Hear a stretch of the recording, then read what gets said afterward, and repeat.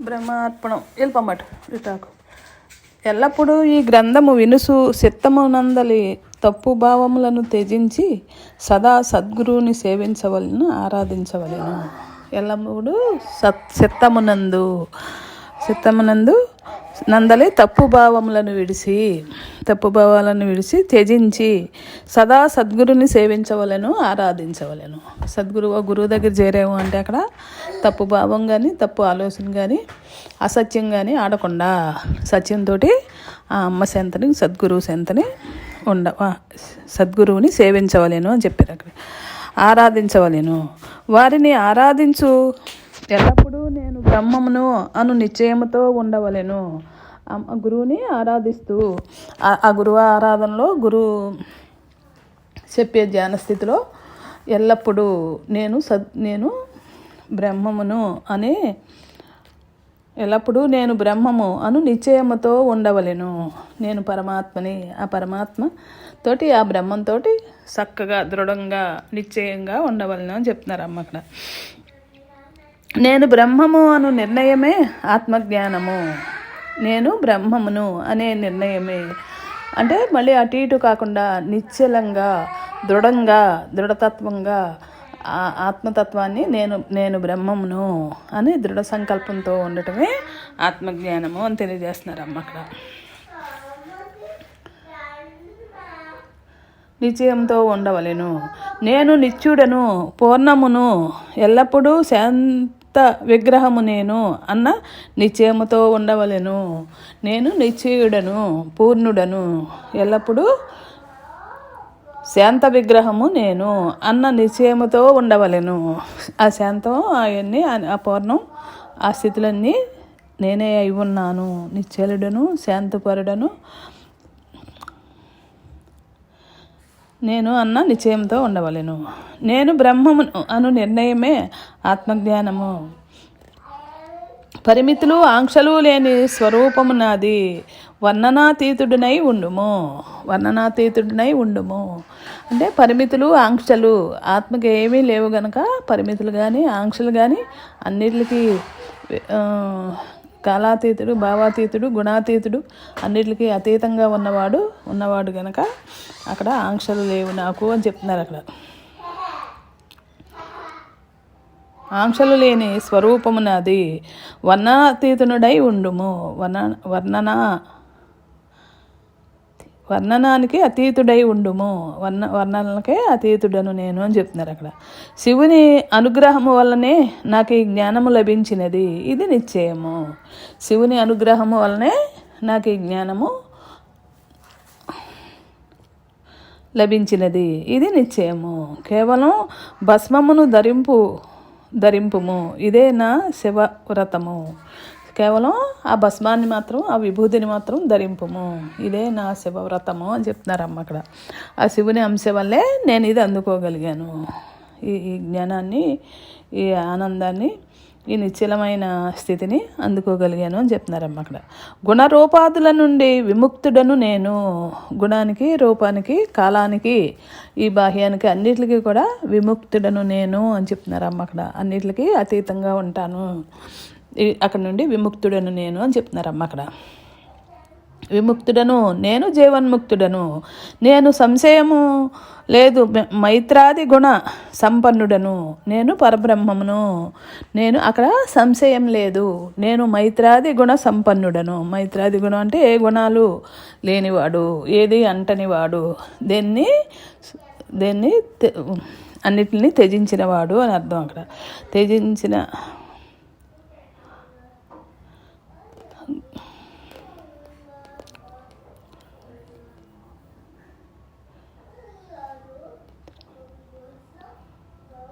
సంపన్నుడను నేను, పరబ్రహ్మమును నేను. బ్రహ్మార్పణం. కేవలం గుణరూపాల నుండి విముక్తుడను నేను, జీవన్ముక్తుడను నేను, సంశయము లేదు, మైత్రాది గుణ సంపన్నుడను నేను, పరబ్రహ్మము నేను. మైత్రాది గుణం అంటే ఏ గుణాలకి అతీతుడు, అన్ని గుణాలకి అతీతుడను. గుణం కానీ భావం కానీ ఏ విధంగా కూడా అన్నిటికీ అతీతుడను అని చెప్తున్నారు అమ్మ అక్కడ. అతీతుడను మైత్రాది గుణ సంపన్నుడను. నేను పరబ్రహ్మమును, నేను పరబ్రహ్మమును, నేను పరమాత్మనై ఉన్నాను, ఈ గుణాలకి వీటికి కూడా అతీతుడను అని చెప్తున్నారమ్మ అక్కడ. నేను ఎప్పుడు సమాధి యందే ఉంటాను, జీవన్ముక్తులకు శ్రేష్ఠుడను, బ్రహ్మము నేను, నిత్యము నేను, ఇదే సమాధ్యవస్థ. నేను ఎప్పుడు సమాధి యందే ఉంటాను, జీవన్ముక్తులలో శ్రేష్ఠుడను, బ్రహ్మము నేను, నిత్యము నేను, ఇదే సమాధవస్థ. అక్కడ ఆవిడ స్థితి చక్కగా చెప్తున్నారమ్మ అక్కడ. జీవన్ముక్తులలో ప్రారంధం ఇంకా ఉంటుంది, ప్రారంధ ఫలం ఏమైనా స్వీకరిస్తూ సుఖముగా ఉండవలెను. ఆ ప్రారంధ ఫలం ఏదైనప్పటికీ కూడా స్వీకరిస్తూ సుఖముగా ఉండవలెను. జన్మాత్రము నేను, సచ్చిదానంద విగ్రహము నేను, అన్ని భేదములు త్యజించి నేను బ్రహ్మమును అను భావము కూడా త్యజించవలెను. జన్మాత్రము నేను, అన్ని భేదములు కూడా త్యజించి నేను బ్రహ్మమును అనుభవమును కూడా త్యజించవలెను. అంటే నీ ఆత్మలో నువ్వు సఫలీకృతుడివై నీకు నువ్వుగా నీ నిజస్థితిలో నిలబడినప్పుడు నేను బ్రహ్మమును అనే భావన కూడా అక్కడ అవసరం లేదు. నీ నిజస్థితిలో ఆ పరమాత్మ స్థితిలో నువ్వు నిలబడినప్పుడు అని చెప్తున్నారు అమ్మ.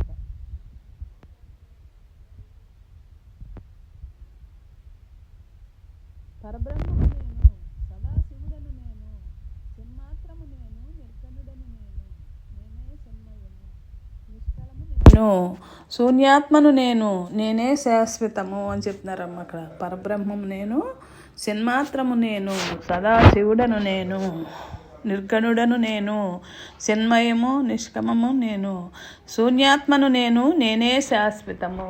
నేను తప్ప అక్కడ రెండవది ఏది లేదు. నేనే శాశ్వతము, అంతకంటే వేరొకటి లేదు. ఉన్నది ఆ పరమాత్మే గనక అదే శాశ్వతము అని తెలియజేస్తున్నారమ్మ అక్కడ.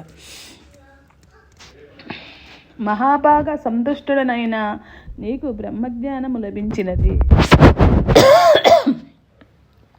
నీకు బ్రహ్మజ్ఞానము లభించినవి, నీవు ధన్యుడవు, సందేహము లేదు. ఆ బ్రహ్మజ్ఞానం లభించడం అంటే ఎన్ని జన్మల పుణ్యపడితేనే అది అందుకోగలము అని చెప్తున్నారమ్మ అక్కడ అమ్మ. బ్రహ్మరూపం ఇది అని నిశ్చయముతో ఎప్పుడూ ఉండుము. ఇది బ్రహ్మరూపము అని నిశ్చయంతో ఎప్పుడూ ఉండుము.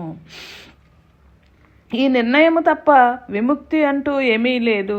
ఈ నిర్ణయం తప్ప మానవ జీవితానికి విముక్తి అంటూ ఏదీ లేదు. వేరే ముక్తిని ఇచ్చేది కానీ, దేని నుంచి ముక్తిని పొందేది కానీ వేరే ఏమీ లేదు అంటున్నారమ్మ అక్కడ. ఏమీ లేదు. నిశ్చయమే మోక్షమునకు కారణము, వేరే కారణం ఏమీ లేదు. నేను పరమాత్మననే నిశ్చయమే మోక్షానికి కారణం. ఆ పరమాత్మ స్థితిలో ఆ పరమాత్మగా దృఢంగా నిశ్చయంగా ఉండిపోవటమే మోక్షం అని చెప్తున్నారమ్మ. నిశ్చయం అని చెప్తున్నారమ్మ అక్కడ. నిశ్చయం ఇదే సకల శుభ సారము, శుభముల సారము, సర్వ వేదాంత సారము, సమరణ గురు సారము, సర్వ వేదార్థము, సచ్చిదానంద సారము, సర్వదా మోక్ష సారము. ఇదే సర్వ వేదాల సారము, ఇదే సచ్చిదానంద సారము, ఇదే ఆత్మసారం అని చెప్తున్నారు అన్నమాట. ఇదే సచ్చిదానంద సారము, సర్వదా మోక్ష సారము. ఆ సర్వదా మోక్షాన్ని అందుకునే సారం. ఏదే కేకెత్తున్నారు వీళ్ళు. ఇదే మోక్షసారము, ఇదే సకల భువన సారము, సర్వ వేదాంత సారము, సర్వదా మోక్షసారము, సకల జీవన మోక్ష సంపూర్ణ మోక్షము. ఈ మోక్షం శ్రవణము వల్ల లభించును. శ్రవణం అన్న దేశాల ద్వారా ఆ మోక్షాన్ని అందుకోవచ్చు అని చెప్తున్నారు అమ్మ అక్కడ.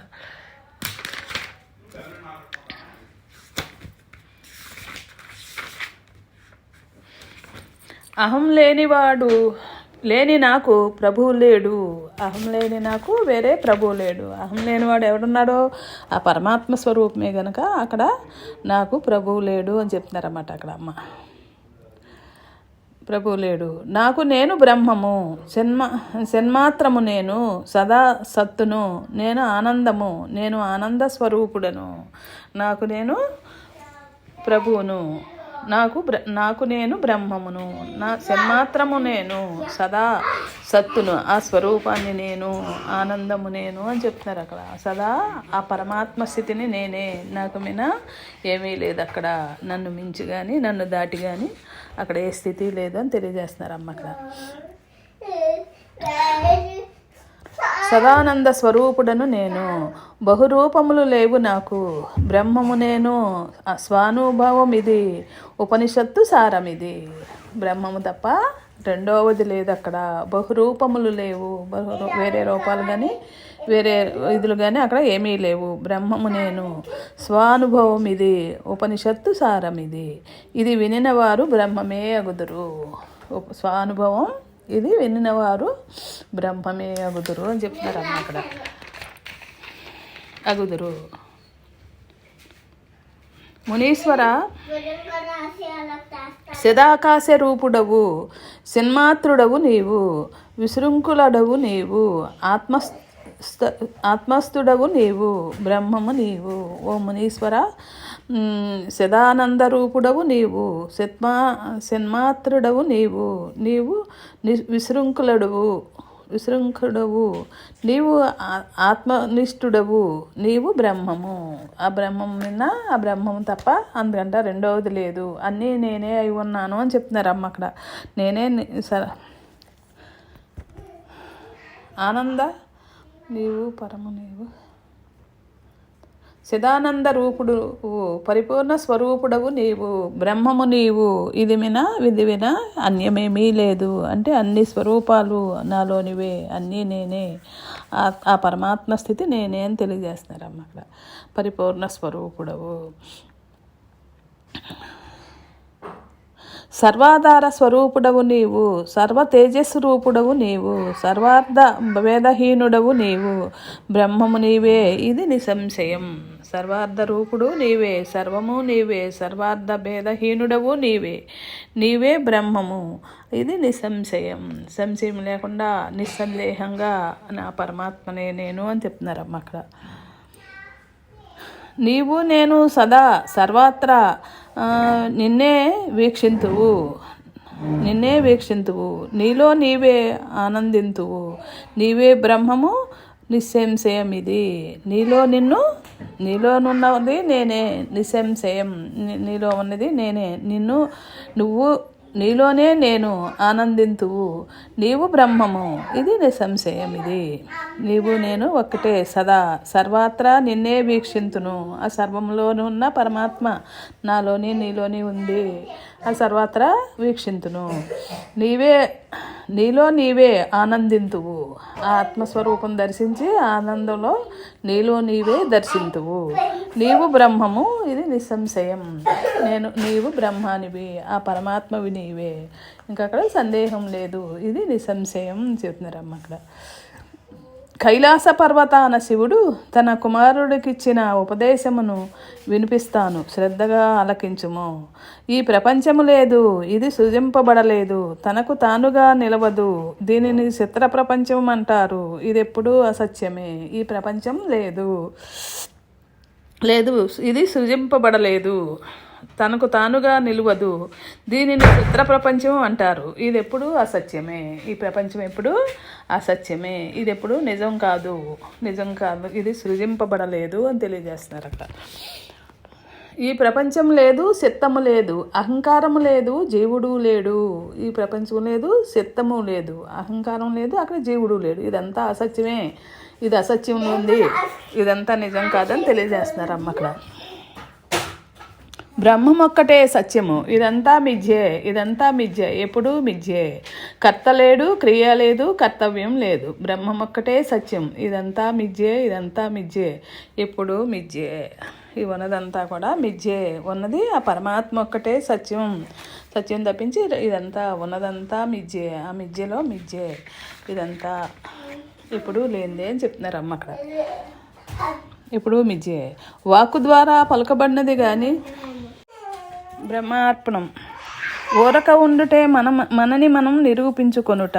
ఊరక ఉండటం అంటే ఆ పరమాత్మలో లయమయ్యి, ఆ పరమాత్మలో ఆ మనోమానం స్థితితోటి హాయిగా అలా ఊరక ఉండటమే మనం నిరూపించుకొనుట.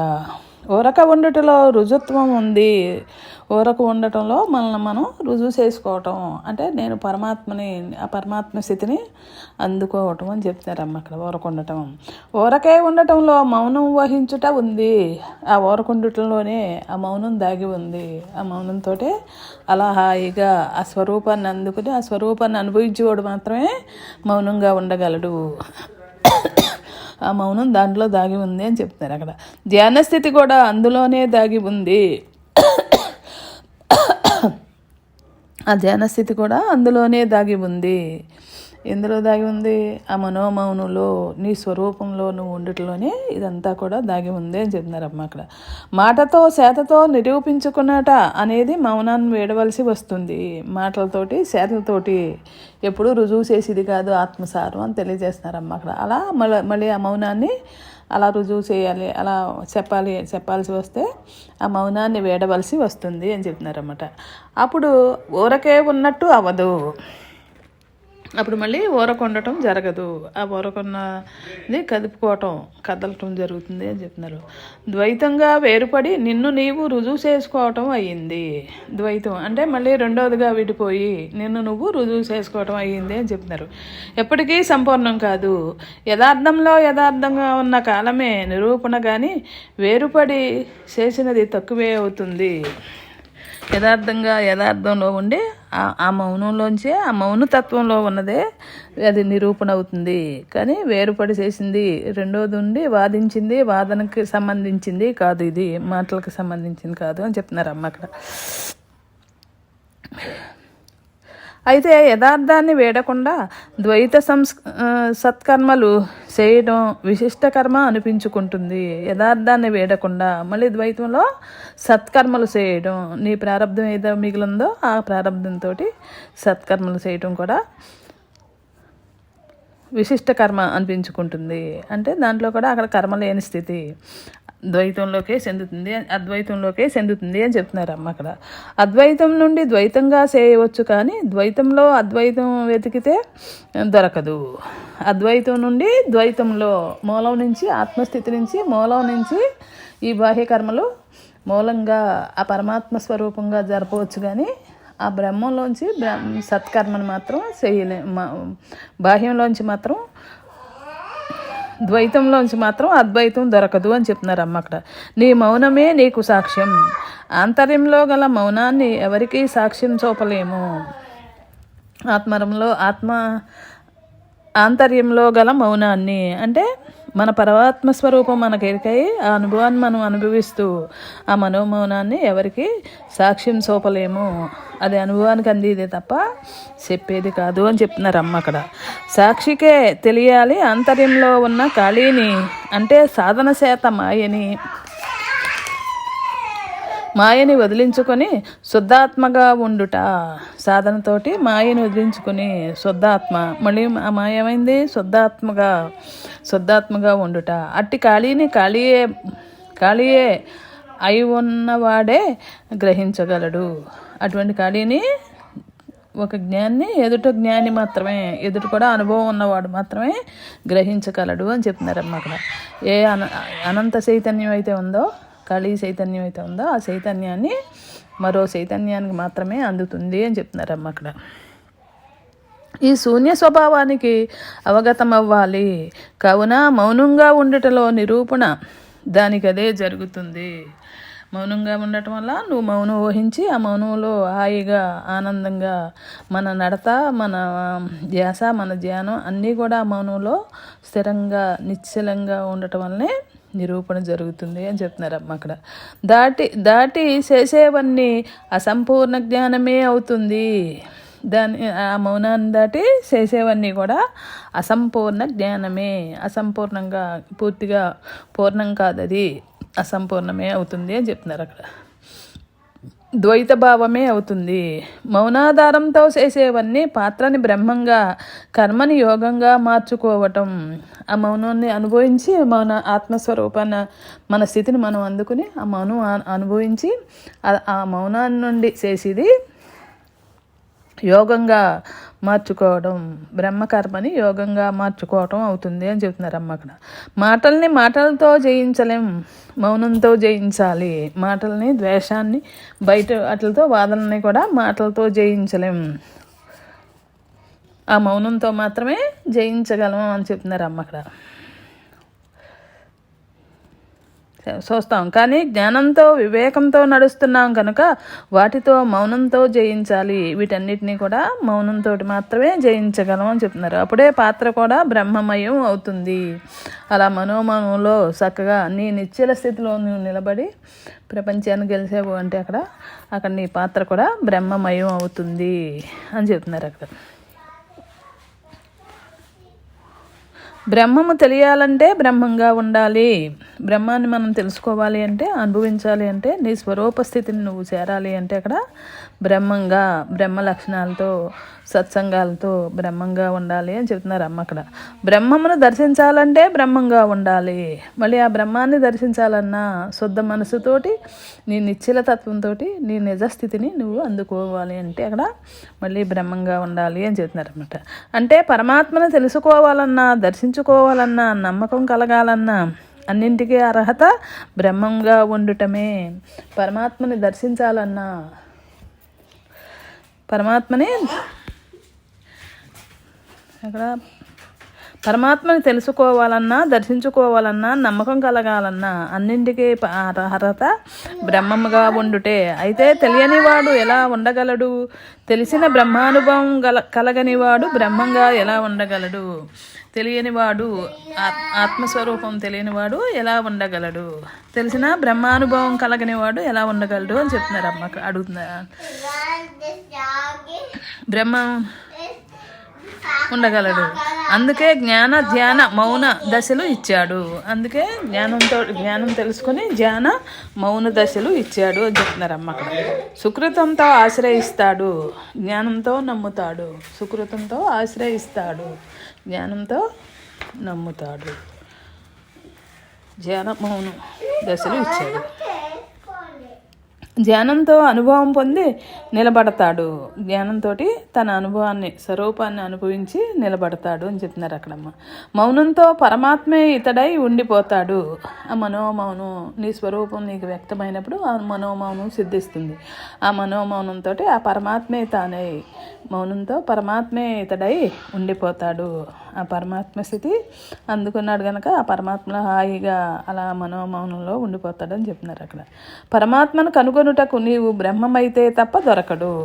పరమాత్మను కనుగోవాలి అంటే నీ లక్షణాలు, బాహ్య లక్షణాలన్నీ వదులుకొని నీ స్వరూపాన్ని నువ్వు వ్యక్తం చేసుకుని ఆ పరమాత్మలో నిలబడితే తప్ప, నీవు బ్రహ్మమైతే తప్ప దొరకడు అని చెప్తున్నారు.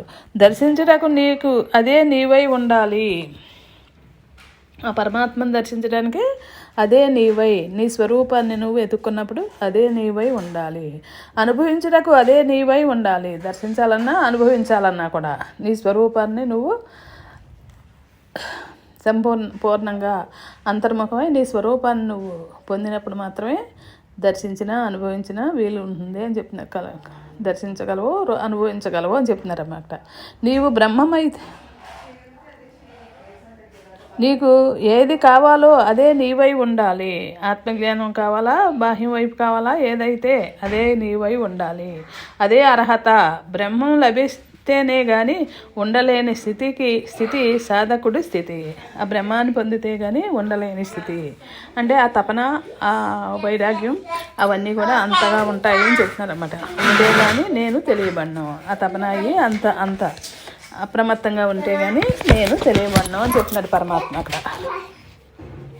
అనేది పరమాత్మ స్థితి. అందువల్లనే తపన అనేది అవసరం. తపనే తపస్సుగా జరిగి అతడి గత సంస్కారాలు బూడిదై అన్వేషణ అనుభవంగా మారుతుంది. అందుచేత తపన అవసరం అక్కడ. ఆ తపనే తపస్సై గత సంస్కారాలు బూడిదయ్యి తానే బ్రహ్మంగా మిగులుతాడు, అనుభవంగా మారుతుంది అని చెప్తున్నారు అమ్మ అక్కడ. అప్పుడు నీవు పొందవలసినది నీవై ఉన్నావు గనుక నీ ప్రయాణం ఆగిపోతుంది. అక్కడ నీవు పొందవలసింది నీకు దొరికింది కనుక, అదే నీవై ఉన్నావు కనుక అంతటితో నీ ప్రయాణం ఆగిపోతుంది. తీరం అందిపోతుంది. నువ్వు చేరవలసిన తీరం అందిపోయింది.